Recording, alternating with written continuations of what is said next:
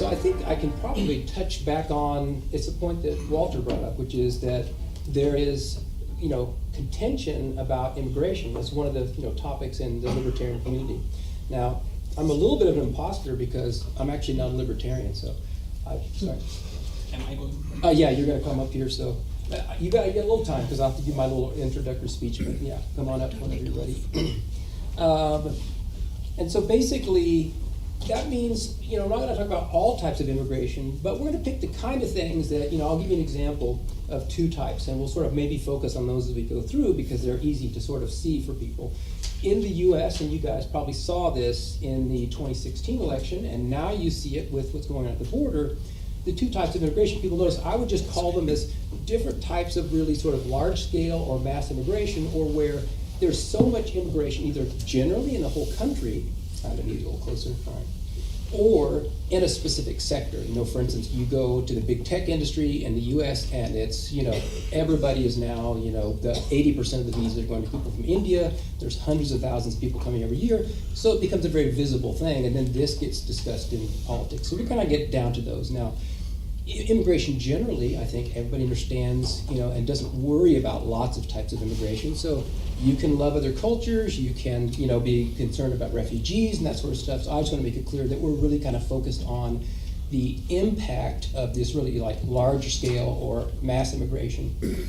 Now, based on those two examples, we're also going to kind of drill down and talk a little bit about, well, what does this mean from the point of view of a citizen, right?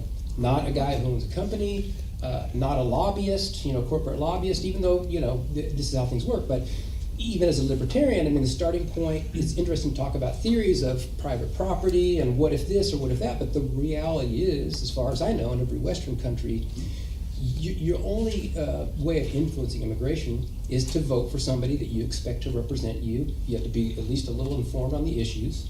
And then when this person gets into office, then hopefully they do what works for you as a citizen within your country. And this is why I bring in citizenship, is that I kind of want to keep it focused on whatever the opinions and whatever the views is fine, but kind of looking at it from the point of view of, hey, what does this mean for the average citizen, right? And when I say average, this isn't people rioting, it's not people who don't want to have a job, it's, basically just your regular working person, right? So we'll cover that, and we'll talk about kind of when it starts to have an impact economically, and then when it starts to have an impact culturally, and we'll just get some expert opinions from a panel. I think we've got two guys here of very different views. I've talked to both of them a little bit, so this will be quite fun.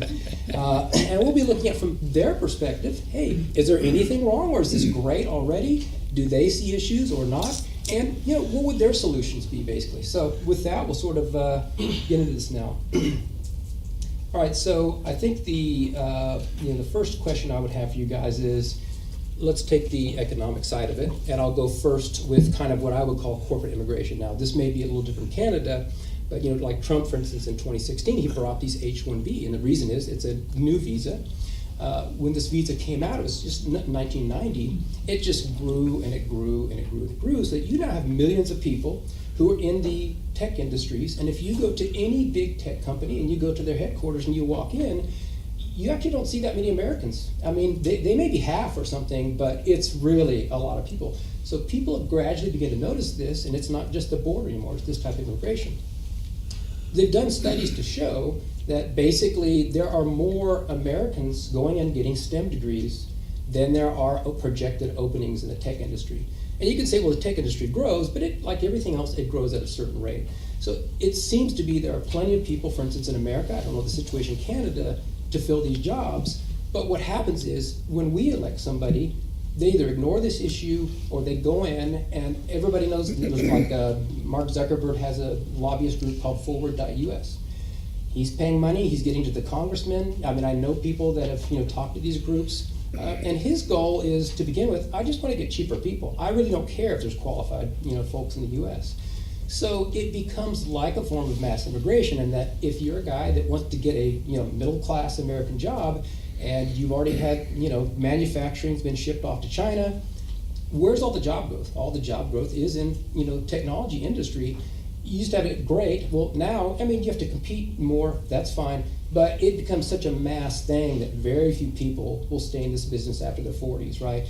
And a lot of people I meet as well that I work with that are from India, for instance, they're actually now against the H-1B because they're also being replaced. They get into the country, they work hard, they get citizenship, they're there for a few years, and all of a sudden, they're kind of relegated to the sidelines. So that kind of trade-off, and again, I don't know in Canada if it's a similar situation, but how do you guys kind of view this trade-off from the point of view of someone is a citizen, the citizen is qualified, they are competing, they're working hard, they go get their degree, they do all these things.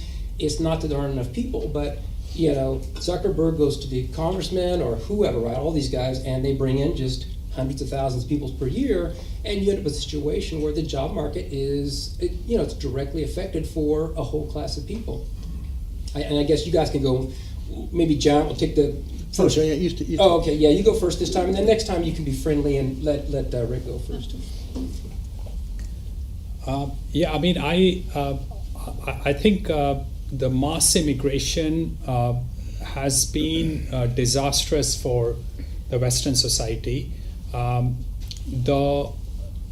I have spent a fair bit of my time interacting or living around high technology people in Philadelphia and over the last 3 years in San Francisco.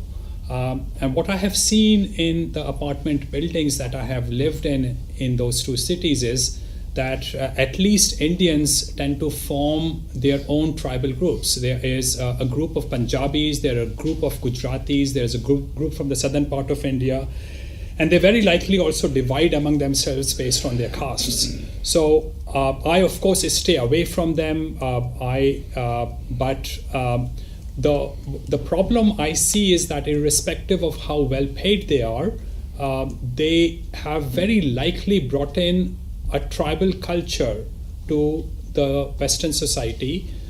And you can see it reflected in their voting patterns. They might be earning $1 million a year in salaries, but what you see, at least let's say in the Bay Area, is that virtually everyone votes for the left, the Democratic Party. Now, I'm not saying that Republican Party is any good. What I'm saying is that these people clearly believe in a nanny government, and that's what their voting pattern is. So that is how I see the culture changing in the West as a result of immigration. Okay. Rick? So let's, from an American point of view, let's dial this thing back, 450 years. And there's a bunch of folks, indigenous folks in Massachusetts, and then these white guys come over, right? And 30 years later, they have a, capitalism and morality thing, rural Virginia or rural Massachusetts. And they say, these fucking white people, they're too good at killing turkeys. They're too good as farmers. And besides which, they're tribal. Like the Irish Catholics come over and they beat the shit out of the Irish Protestants. This to me is the biggest non-problem I've ever heard of. We have a circumstance in technology where there's a whole group of people from around the world that's willing to work harder for less. In other words, there's an increase in productivity, which of course is what the United States is founded on. Now, there are some problems with Indian immigration, sometimes you get a neo-Klansman, Jayant Bhandari is an example, an Indian racist. And I understand that we need to be careful about that. Here, you want to use mine? That's in all seriousness, I think this is a huge non-issue. Around the world, if you believe in the nation state, and I only kind of do, around the world, we're competing for capital. We're competing for technology. A civilization like the United States that has people from everywhere, and all those people have connections to where they're from, is a nation that's going to compete in a world that has global trade. The fact that we have affinity for a bunch of cultures, affinity born of things like family connection, a culture that is open to talent irrespective of where the talent comes from, and a culture that has the balls to compete seems to me to be a culture that's going to win. I'm trying to figure out what it is that I might have to fear from immigration. Some of you might say, well, of course you have nothing to fear. You're old, fat, bald, rich. That's because I competed once already, and I was an immigrant. I came up here, and the fact is I was and am, frankly, resented for the fact that I did okay in Canada. My reward for doing well in Canada is they raised my taxes and kicked me out. I just don't understand the nature of the problem at all. Yeah, I think I would only add that, there are, and we kind of jumped into the cultural issues a little bit, but there are issues with quality. But the corporations are doing the hiring. If they don't mind having quality issues, that's one thing. Another thing they have, though, is they've got lawsuits because of issues with caste. They've got lawsuits that these guys will get into large groups from India, and it's kind of like what Jayant was describing about being in India itself. The culture kind of comes over with them, and pretty soon they're only hiring their buddies, their friends, their wives. They're doing all sorts of stuff with the paperwork, which I've directly experienced. So I can't tell a company that, you can't follow this model. But what happens is you're completely changing kind of the way things are done. You're not getting this, they're really competitive. In a lot of ways, what you're doing is you're draining India of these people that are competitive. They just don't want to be there. This is what I find all the time. Their main goal is they go to an English, study thing, and they leave India. They come to the U.S. or Canada, wherever. So India itself kind of, if you really believe that they're truly competitive, then they're kind of dumping on their own country, not creating any opportunity there, and then coming over here. Can you imagine the extent of my concern about the Indians sacrificing themselves to generate welfare for the United States? This is not a huge issue for me, to the extent that the Indian nation wants to educate all these fine people at IIT and then not give them a future and send them to me so that I get the benefit of the education that the Indians provided for them. I think I could stomach that. The first point you made, though, was more interesting to me, which is to suggest that there's going to be quality issues. There have been, If you as a technologist see a quality issue and you're a reasonable communicator, you can go to potential customers, start a company, and put these Indo-centric technology employers out of business. I mean, I see a perfect outlet in a capitalistic society for, if there is a problem that's a real problem, you starting a business and kicking their ass. Yeah, and if it were small scale, I could absolutely see that. And I have had friends that have done that, just to say, I'm going to start a small company. But the barriers of entry to competing with the large software companies who dominate in every area and who have gone out and bought every single line. I mean, these large companies, some of them, they buy hundreds and hundreds of other software companies, per quarter. So the thing is, operated at quite a mass scale now. And the competition is not down at the level of, coding or starting a new company. It's essentially, you've really got Microsoft has an operating system kind of monopoly going on. No one's going to overcome that. You've got Oracle has the database one and so on. So, I think there is some room to do what you say, but I don't think that the size of these companies and the market in general leave a lot of openings of that type. Jayant, the moderator needs assistance. Why don't you step in? So I agree with Matt. I think the one thing about quality issues is that what I have seen among the IT companies in the US is that if it's very, very difficult for them to complain about someone who is not pulling his own weight. No one wants to be blamed for looking sexist or racist or homophobic. So they just keep their mouth shut. Everyone is too nice to each other. And they completely, or at least from what I've seen, refuse to accept flaws in other people, at least publicly, because if they did, then they would lose their jobs or they would be seen as sexist or racist. So, ask a question later on of this gentleman? Yeah, actually, just go now. Go ahead. I've got a certain number of topics, but I like the idea of audience interaction. And if you guys have a burning question, jump right in. I don't know what burning. Just I'm rather a simple-minded person. I'd like to listen to a complex mind. Now, being a simple-minded person, I sometimes watch TV, and from Germany to Britain, which I watch a lot, and America, they say, well, how can we compete in the world unless we have the best talent? We have to have the best talent, all those fine brains from India, from China, from Japan. So the British say it and say, how can we compete? Now, being a rather simple-minded guy, I think, gee, I have this wonderful television set from Smart TV from Life's Good, a Korean company. I have a wonderful DVD, a Blu-ray player from, I believe it's from China. And these countries never say that we have to import the best brains from outside because we are somehow inferior. They never say it. The Koreans say, oh, we got to do better. They tell their students to study harder. They raise the standards. They don't think they're inferior. Yeah, a or they're recent not the example of that best. would be They like say, the Taiwan I have semi. to be better. I have to work harder. I have to study harder. I have to be more inventive. The question doesn't arise in Taiwan or Korea that we have to have immigration, H-1B visas, because you know what? I think there are sane people. I think there are sovereign people. I don't think they're being brainwashed, and I don't think they're stupid. They are doing very well, actually.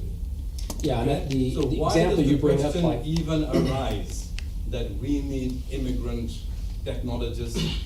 Just as why did the question arise that we need immigrants to work in California in the bean patches? That should never have happened. This is the same trend. It used to be the bean patches and the orange groves. Now it's the technology sector. There's always an excuse, okay? yeah, and I'll let you guys respond. I was just going to add the point. I think what he's talking about with Taiwan, for instance, is very interesting, but they had a complete panic in the U.S. Oh, you know, there's going to be a war with China. Nancy is over there, all this stuff. So they passed, I think it was like a $300 billion bill or some huge thing, right? We had so many $1 trillion bills, I can't keep track anymore. And it was to give Intel a bunch of money or something so they could start being competent in what they'd already offshored to Taiwan. But you look at Taiwan, it's like, well, you know, and they immediately said, as soon as they, you know, passed the bill, the next day they said, we're going to have to expand the immigration pipeline because, and this is what they always say, and that's not what you're saying, but they say, we don't have enough talented people here, which is just not the case. There's plenty of studies to show otherwise. But better than that, you look at Taiwan, and as you said, they're not sitting over there producing most of the world's chips of that type and saying, oh my gosh, they only have, 30 million people on the island or something like that, versus the U.S. has, you know, more than 10 times that or whatever. So I think that's kind of the, you know, one of those little points that'd be good. You guys can answer now, but I just want to throw the Taiwan thing. It's a very interesting point to say other countries also who are competitive, they've got their own immigration policies that don't always match up. You know? 2 points I think that were made. One, Jayant seemed to be saying that one of the reasons for this immigration was that white people didn't complain about people who were pulling their weight, which assumes then that all the big technology companies are deliberately importing immigrants who are slackers and protecting them once they're here. That doesn't make a lot of sense to me. The second point, I guess, goes to the fact that Taiwan in the semiconductor industry can afford to be, I guess, xenophobic because they're sovereign. I would point out two things there. In the first instance, the Taiwanese were much smarter than we were. We brought a bunch of Taiwanese kids over to the United States. We gave them the best education in the world. And then, as opposed to keeping them, we were stupid enough to make them go home so that they could take the skills that they learned in American schools and kick our ass. The second part of the Taiwanese success in capital-intensive technology, which is to say semiconductors, and you and I talked about this, has nothing to do with immigration and everything to do with tax policy. In Taiwan, if you build a semiconductor factory, $1.5 billion or $2 billion exercise, you know what the amortization schedule is? It's expensed.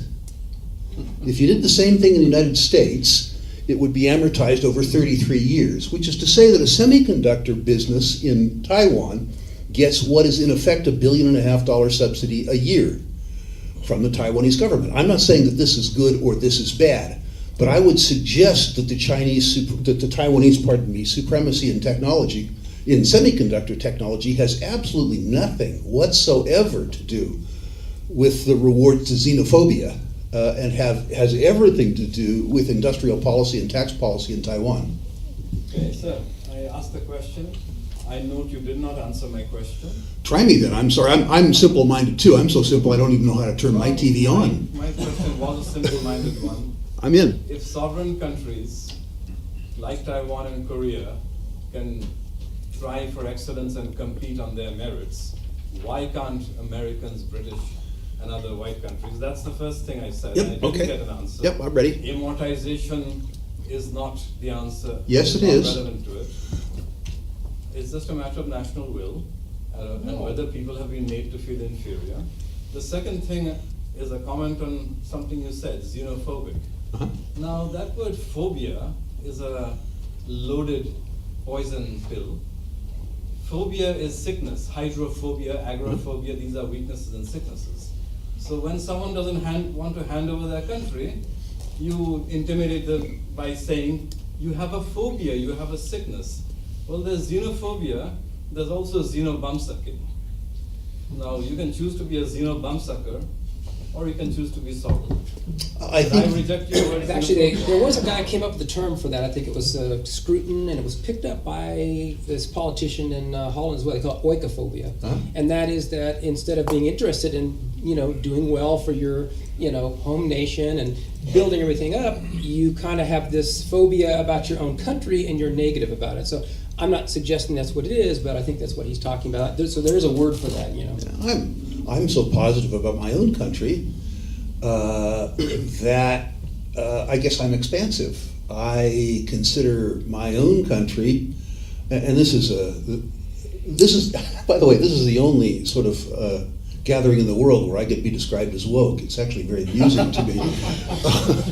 But I'm confident enough in the seductive nature of what's left of American freedom that my suspicion is that we will Americanize the Indians faster than the Indians Indianize the United States. I would also suggest that Mr. Raymond, you glossed over my explanations for the reasons that the Taiwanese, as an example, succeeded in some aspects of the technology race. I suspect that what they did is they imported a good old-fashioned American technology called nationalism and subsidy. I think that the industrial success of Taiwan has an awful lot more to do with national economic policy, particularly policy around taxation,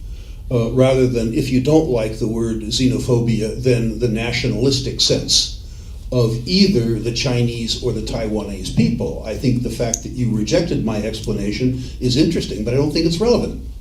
I think that there are very real economic reasons, there are very real policy reasons why that circumstance that you described occurred. I just think you have them wrong. I think we have a question over here. Yeah, I take umbrance at a couple of these things. Number one, I build the little thing that sits at the focal point of a dish called an LNB.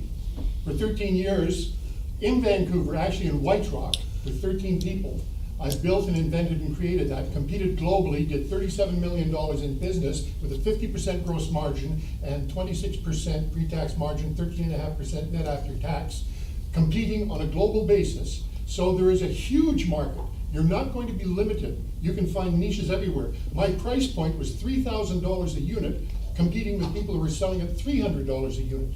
If you fly on an aircraft and get a movie, 50% of chance that it's over one of my devices. So the idea that it is something to do with nationalism, racial character, or anything like that, it has more to do with getting rid of government and any kind of control and allowing people to be free, and also the structure of your business. I built a libertarian business model. No employees, no salaries. Everybody had a piece of the action, everybody had a piece of the cost. My nut per month was $5,000. And I grew at a 24% compound annual growth rate. So philosophy, principles, lack of nationalism, lack of involvement of government, and a world market that you aggressively go after can be done by anybody on this planet. Did you have a comment? Yeah, I agree with Rick in a way that America actually attracts the best talent from the world. It economically, at least in the short term, it does a fabulous job. So I have absolutely no doubt about it. What my concern is the cultural, which is a second order factor to the changes that happens to the country. That is where my concern is. Now, what happens in East Asia is you can go and work in Japan, Taiwan, Singapore, China, or Hong Kong. there are a lot of people from Europe and elsewhere working in these countries, but you cannot become citizens of those countries. You do not get the voting power. It's virtually impossible to become citizens of those countries, and that's where my biggest concern is. I have nothing against bringing in people, and I know it's hypocritical because I came here to get their passport. But again, this is not a moral issue. I'm not saying giving citizenship is bad because it's moral. I have no moral argument in that favor. All I'm saying is that this is what is factually happening by so easily handing out passports of the Western society. East Asia does a better job by not ever giving up citizenship to most of these people. Yeah. And again, there are lots of different types of visas, there's lots of types of immigration, so it's not really an anti-immigration point so much as at some level a market or the country as a whole will start to see the impact of something. So I understand your responses and explanations. There are things like, for instance, now, I think, and he's not an Austrian economist, but Milton Friedman called this specific visa a corporate subsidy, and there's a lot of things like tax breaks that are given that are not given for an American. So they're actually, essentially, the government's really paying corporations, and the same thing happens with healthcare and with people's age and whatever. There are just a lot of factors that are put into place that I think that on this particular, you're with a large group of people with really an unfair advantage. It's not that they're more competitive, it's they're cheaper, they got more tax write-offs and those kind of things. But again, this is just one particular bucket. I think with one particular group of very powerful lobbyists, it used to be, oil and gas around the world, maybe it's big tech. These are the guys that can go to Congress and say, this is what I want, and they'll get it. And if it's a tax break that makes it easier to get guys from offshore, that's what they're going to do. You done? Oh, Shah, you had your hand up. Go ahead. Yeah. Me? Yes. I am new to this. I'm with Frank. But I can speak to this problem in Alberta and Saskatchewan. I had my Class 1 license for 13 years. It cost my husband at the time $5,000 for me to get that license. And I know for a fact that there are cultures that get their licenses to drive big trucks, that's all I'm speaking about, for almost free. And the problem that they had in Humboldt, Saskatchewan, a couple of years ago is a perfect example of people who were very unqualified driving trucks. Now, that's all I'm speaking to. So, it came firsthand to me. So, that's my input. And I'm empathetic to that. I suggest then that the problem isn't immigration. The problem is inefficient regulation in Alberta and Saskatchewan. If there are other countries that cause people to be trained better, cheaper, or if in Alberta and Saskatchewan they enforce laws to one standard for Canadians and for different standards for other people, the problem isn't the other people, it's the morons who are enforcing the law. Yeah, and I think this, for people though, the inside of these types of visas, that's a lot of what their issue is. That it becomes an unfair advantage on the other side. So, I gotta say, for the first time today, I gotta step in partially in defense of what Jayant said. The cultural issues I'm concerned about.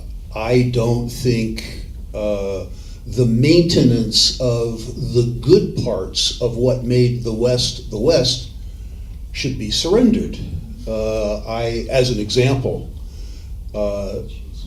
when I lived in California, there was a large criticism of Hispanic immigrants because they were driving up the social service costs in California. I know from growing up in California that there was a famine migration. They didn't come across the border to go on welfare. Until we changed the law in California in 1964, those people weren't lawbreakers because what they did was legal. They came across the border, they had a permit, they worked for 5 months in agriculture, and they worked home. Then they went home. There was no expectation on their part or ours that they would be educated, that they had the right to stay. I absolutely positively believe that immigration and the attainment of citizenship should be done for the benefit of the host country. I absolutely believe that. I happen to believe too, however, in the case of the HB1 technology visa, that the importation of the best and the brightest from around the world, the importation of people who give us direct access to their countrymen and families back home to increase our competitive advantage in trade against countries that have a more nationalistic and perhaps more racist attitude is a very good thing. And I see that as being in my own interest, not just as an old fat bald white guy. Yeah. I won't keep litigating this, but yeah, the H-1B, if you look at, like, they just don't even review them hardly. The rejection rate was almost zero, and when you look at the description, it really isn't it's called high skilled, it's not high skilled, it's just basic coding and that type of stuff. When they started actually reviewing, the rejection rate were massive, and this didn't surprise me at all. I've been to India, I've hired people, and when I went there, I was told by the Indian managers, how much time is it take? They said, well, how many people do you need to hire? I need to hire 12 people. It was already an offshore operation, so I was just adding some people. And they said, well, you're going to need to be here for like a month or two. And I said, isn't this the center of technology in India? It was like Hyderabad. And this is the first one that got going. Bill Gates pumped money into it. They had a guy, Chandra Babu, who kind of ran the region, and just like, they went all out. So they said, no, this is the best place to get people in India. And I said, well, why do I have to spend a month or two here to get 12 people? And they said, you're going to find that you have to interview 20 people for one basic job, nothing specialized. This is very basic work because all the resumes are going to be fake. So you're going to have to go through and start asking them technical questions to figure out who actually knows something. You will find people because people he'll do work, and some of them are sharp. They learn it, whatever. So, it's the H-1B is called high skilled, but it really is just very basic IT jobs for the most part. They do bring some doctors, they do bring some people with special skills on it, but again, this is really the rub here, is that if we're talking about they have other visas, so if they're talking about specialized stuff or something like that, I was kind of starting with the point of, if you're just replacing people for very basic middle-class jobs, then I wouldn't call it xenophobia to say, I've got X number of people in my country who went out, they've always lived here, they paid for their education, they worked hard, but we're not even going to worry about them. We're going to go and call me socialist, but we're not offering to pay their bills. We're just saying, let's employ those people first. If it's an American company and you've got people that are qualified that live here already, as opposed to let's have, and you did point this out, but have the government give all these additional benefits to go and get other people, right? Which is caused by the desire of these large companies to basically say, we don't have to worry about their health care, we don't have to worry about them staying here until after they're 40 years old and all these other things. So there are some visas, I think, that work just fine. This will be an example of one, and it's such a large example that it even came up in a campaign. So. Yes, question. Yes? Yeah. Can we get back to the discussion of culture? Yeah, in fact, that was our next thing, and Rick kind of took us into that. So feel free to jump in. I've got a couple of points on that, but I think we just run with the culture. Want to let us put this economic H-1B type thing to bed. So, Well, John keeps saying that Yeah. foreign culture is going to come and somehow damage us. But if you talk to the second generation immigrants, they're very, actually it's the parents, they're very worried about their children. They don't speak their language, they don't go to their temples, they want to intermarry with Canadians. There's something very contagious about the Western culture. I don't see it the opposite way. Shall I respond Yeah. to that? Yeah. You So, first. I completely agree. It's Western superficial ways are very rapidly copied by people from the third world. This is almost like a cargo cult mentality. I don't know how many people really understand the cargo cult mentality. It's an English concept, but most Western people have no clue what it means. Basically, this means is that all you have to do is to put on Western clothes, stop believing in religion, do march pasts, and somehow goods will fall from the sky. And this is what used to happen in the Papua New Guinea, those islands. And those people actually started doing march pasts, the locals, thinking that stuff would fall from the sky. If you go to the third world countries, it's really the cargo cult mentality is the mentality there. They think that getting a certificate is all that matters. Everything would get sorted out if they got a certificate. As Matt said, there are agencies working to get you all kinds of certificates you want, and the certificate is all that matters in their minds. Adding value, being productive, doing the right thing, none of those things matter to their minds. So a lot of people who come to the West do like the Western society, and I have nothing against those people, Paul. But a vast majority of them stay within their ghettos, and you see that. And as I said, I'm currently staying in Surrey. They are second or third generation Indians. They are still staying in Surrey, and while they have superficially adopted Western ways, the cultural ways are still the old ones, which is that locally there's a chaos. There's a lack of law and order. As I said earlier, the witnesses don't come out if there's a crime in those areas. So it's a cultural issue that creates problems for me. Now, I was in a Punjabi festival in Surrey a few years back, and openly it was all Punjabis, and I was among the audience. They were losing electricity all the time. The music wasn't playing right. And I was sitting there and I was thinking, hey, I'm back in India here. Now, how come that suddenly what happens in India started happening in Surrey? And then there was speeches of people on how they would get our people elected to the federal government to change, mold policies that would be favorable for those people. And then, of course, a bit later, a bunch of white people came in and they tried to do bhangra, which looked really, really silly, which showed how cringe. I mean, it made me cringe because they were just trying to get votes of local Punjabis. The problem is that a lot of immigration and this is a point that Matt hasn't touched yet, but a lot of immigration that is enabled by the Western society today is to get votes of these people, and they know that these people would vote for a certain kind of politicians. And that is actually adding to leftism in the Western society. Yeah, and if you look at the CEOs who didn't found the companies but run them of Google, Microsoft, IBM, Adobe, Twitter, I mean, you just go through the list. There'll be like dozens of them. These are now the people, they all came on H-1Bs. They all came from India. You know, like when you go to Microsoft, you'll find that because the top guy is from like around Chennai and speaks Tamil, the first thing he did when he took over, gets all his guys in and starts doing a ton of hiring from just that one area. So it does become, as you say, it's kind of a vested interest. And then these guys now have the power of, $1 trillion company to go and lobby, the government, and they can get whatever things they want. In other words, if they want an unfair advantage I want to get these guys. So it's not even, it used to be that, we're placing people to get, cheaper labor. Now it's just, I'm just going to get the rest of my network and bring it back. So, ma'am in the back, she had her hand up first. Yeah, I just wanted to maybe wrap up these comments and see if I understand correctly, Yeah. maybe like the essence of what you're saying.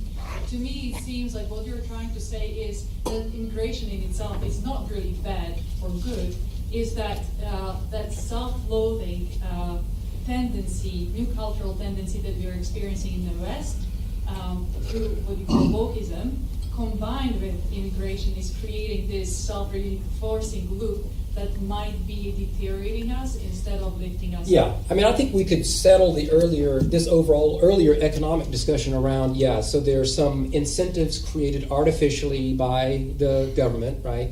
On the other hand, nobody's against some talented integration. There are kinds of things where, hey, the expert in nuclear stuff or whatever, they're in another country, bring them on over, So I would suppose if you guys sat down and you had a week to hash it out with the congressman, you could probably give some good advice and we'd be okay on that one. But If I had a week to hash it out with a congressman, I'd be in prison. Yeah, it's probably true.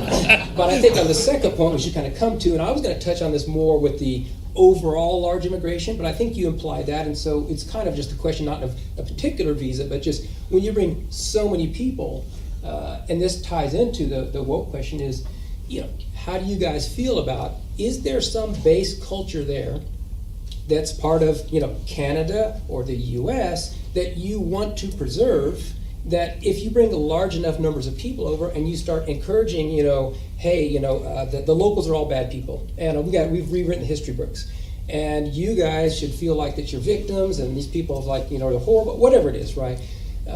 that, to me, it seems like it takes thousands of years to build an orderly culture. And I think with some of Jayant's point were that, people are fundamentally not orderly, law-abiding, whatever, altruist. Cultures have to build those things up. The West is not the only place either. I agree that, like, you go to China, it's a very complex place. They've been there for 6,000 years. It's a really orderly place. You might not like it, but China's always been authoritarian. Most people there seem to have a pretty good life. So, each group took thousands of years to get where they are. And the question is that just, hey, it's a capitalist system and we can just plug and play people? Or are there aspects of the culture that we really should think about preserving? And are they potentially harmed by just, having so many people in general, not just this visa, coming to the country all at once over a period of years? I think the culture is, or at least the good parts of the culture, is capitalistic. I believe that if you think that you can further the interests of your company or your customers by hiring people who look like you, who have the same aspirations as you, you should try it. I want to go back to a different cultural point that you made, though. You keep bringing up the point that these Indian CEOs tend to be self-serving and bring in other Indians, allegedly unqualified. And then you point out that the CEOs of all these major multi-billion-dollar companies are Indian. And the incongruity between bringing in underqualified people and having them all migrate to being CEOs presents an interesting contradiction. Let me finish with Jayant first. The same contradiction was apparent to me in what Jayant said when he talked about the cargo cult mentality of people when they come to the West. 60% of Canadians of all ethnic backgrounds vote for the consolidated left. They vote for the NDP, they vote for the Liberals, they vote for the Greens, and they vote for the Bloc Québécois. I would suggest that in many senses, the West has self-selected in terms of its immigration for people who vote for the cargo cults. I would absolutely agree with Jayant that a lot of immigration happens to empower parties that have seduced the immigrants. This is not the fault of the immigrant.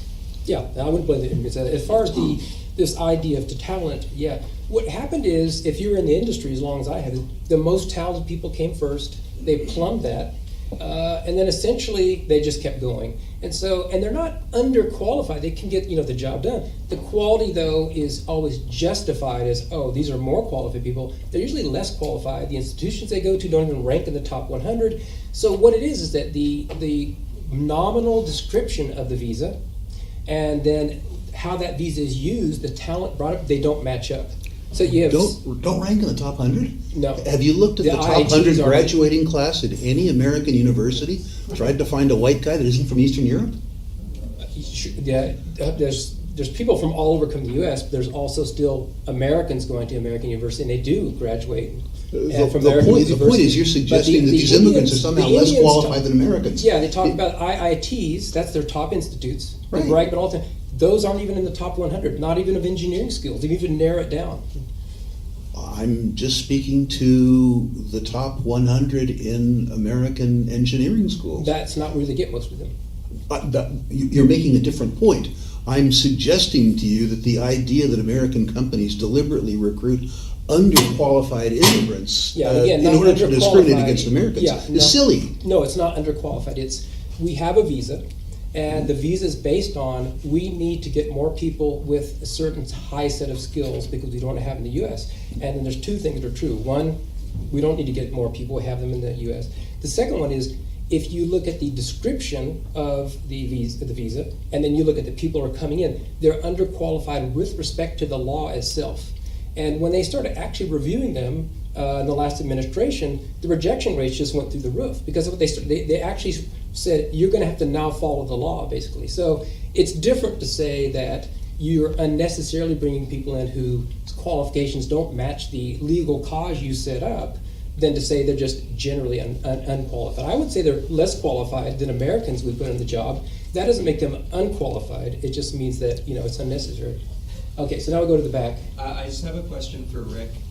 As an alternative to immigration, what if Western countries focused on creating conditions where they can increase their native birth rate before they look to get immigrants? So, and just to further comment on that, as you probably know, like coastal cities in North America have become so expensive, and it makes family formation difficult here.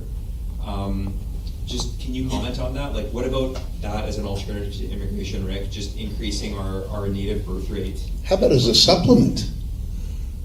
I mean, to the extent that people feel confident, want to have more kids or whatever, I'm all for it. I'm all for it. I guess I default to freedom, personally.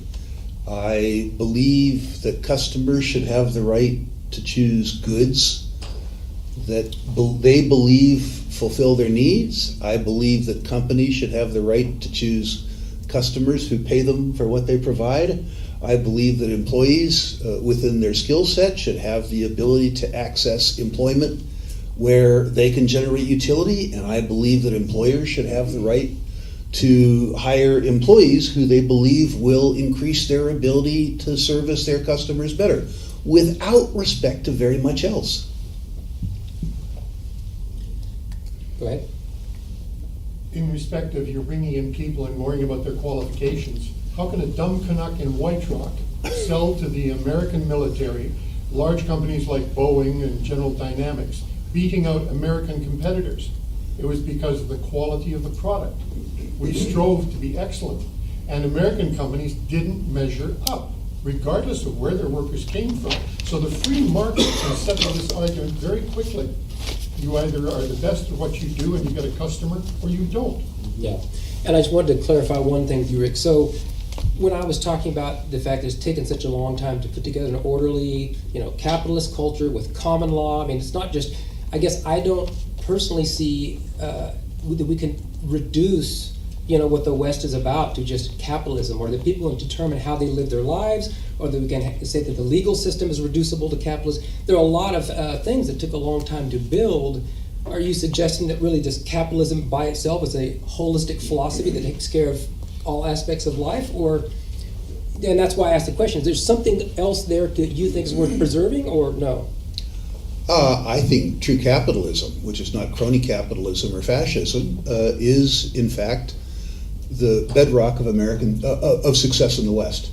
So I absolutely believe that free market capitalism, in terms of material success in the West, is responsible for it. But I would say 100% Giant's point was you bringing in people with a very different culture, and he talks about feralism and chaosism and all these things into an orderly culture, and if you do enough of that, you lose this orderly culture, which isn't just successful capitalism, or is it? Is that what you're saying? If I...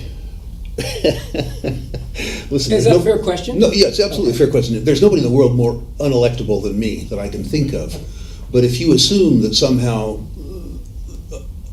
like America really went on drugs and they elected me, I would sort of tend towards... If you give the right answer, we're going to work on it. Yeah. We've got a lot of voters here. They're ready to go canvass. I would tend to regard people as files in the science fiction sense, P-H-Y-L-E-S. And I would be inclined to, certainly in terms of hiring, or if it were up to me, immigration, to hire and import by a shared set of values. I grew up in the United States among mostly Caucasian people who would be regarded as Americans, and I have to say I didn't share many values with them.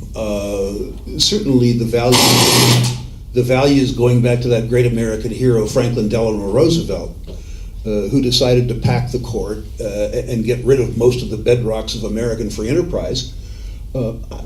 I mean, maybe those are the Indian values that Jayant criticizes, but I would note that Roosevelt isn't a particularly Indian name. Much of what gets criticized in the context of culture and American culture is, in fact, I would suggest, endemic to American culture today, without too much threat from import. We do a good enough job screwing up stuff ourselves. We don't need any help.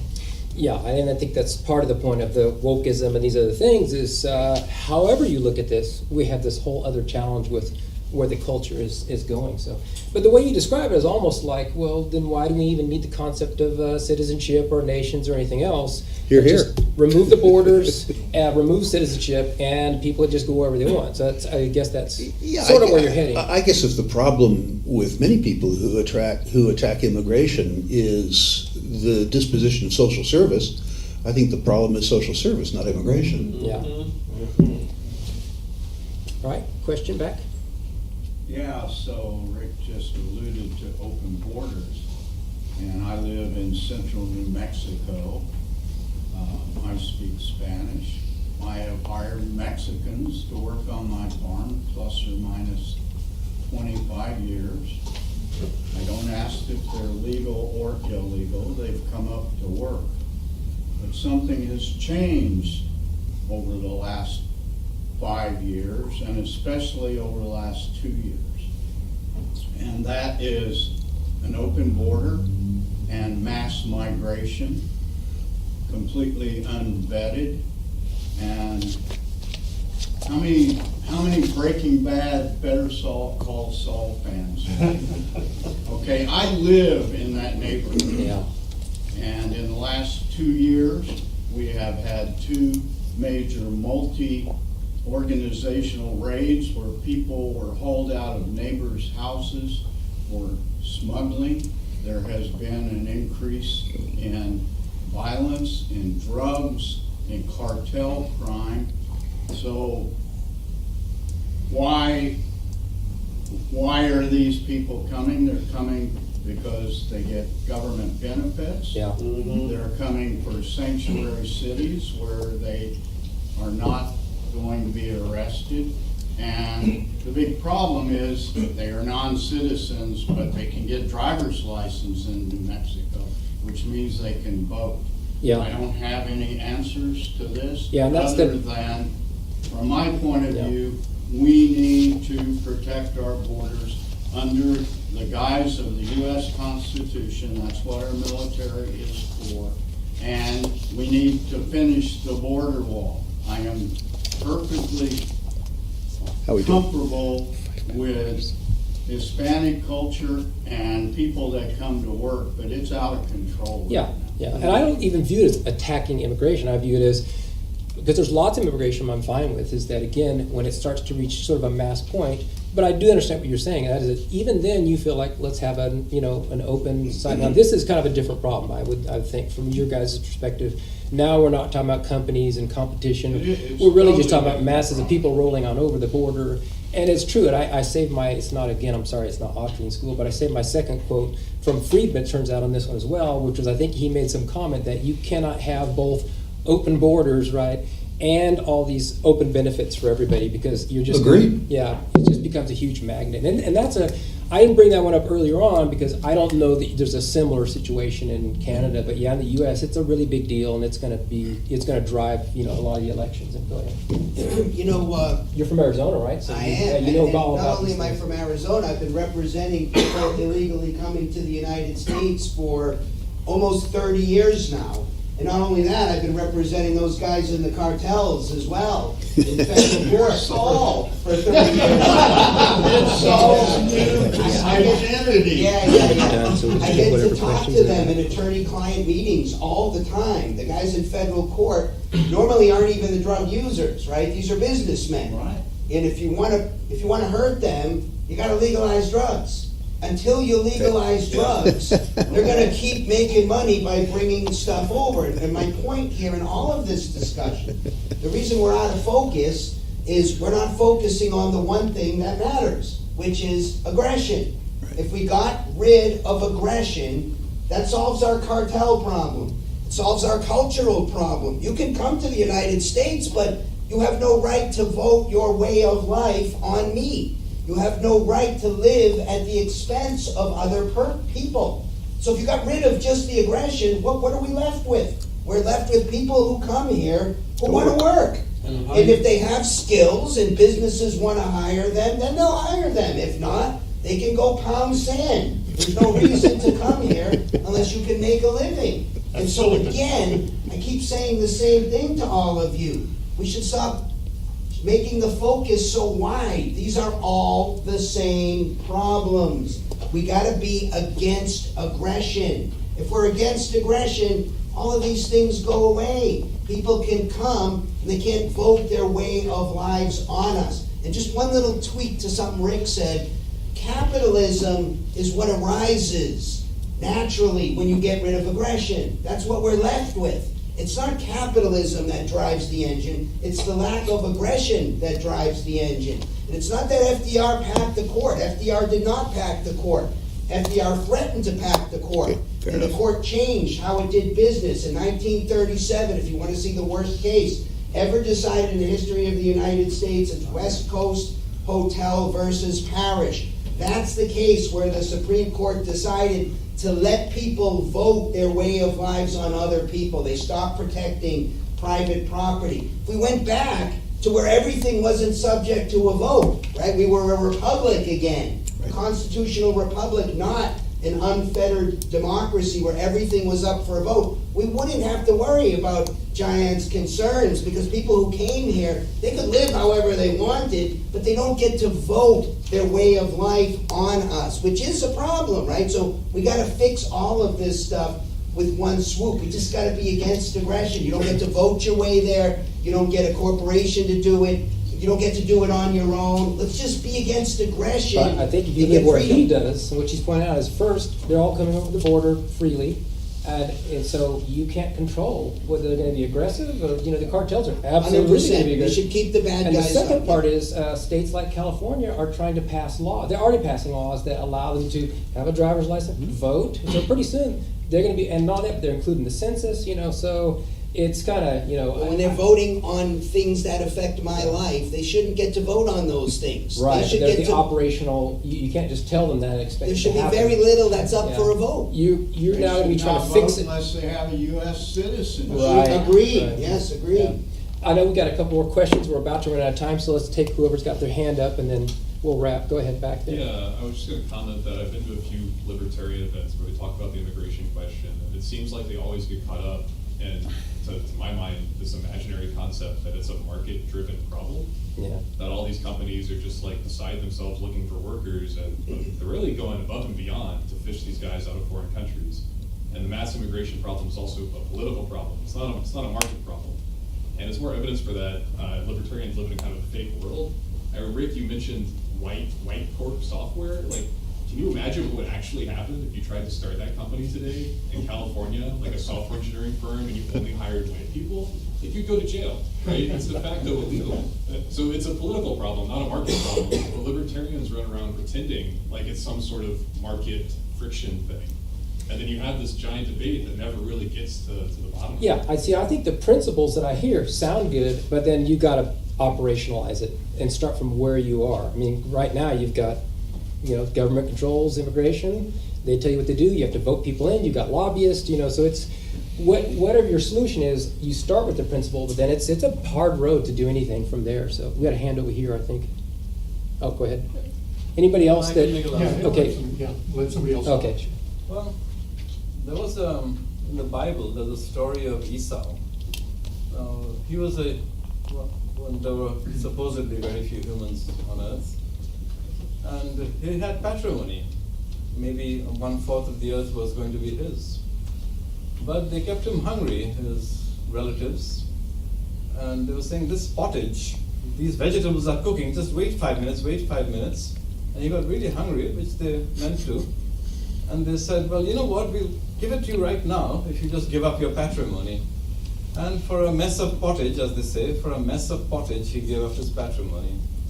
Later, white Americans were told that, you know what, we can work these Mexicans pretty cheap.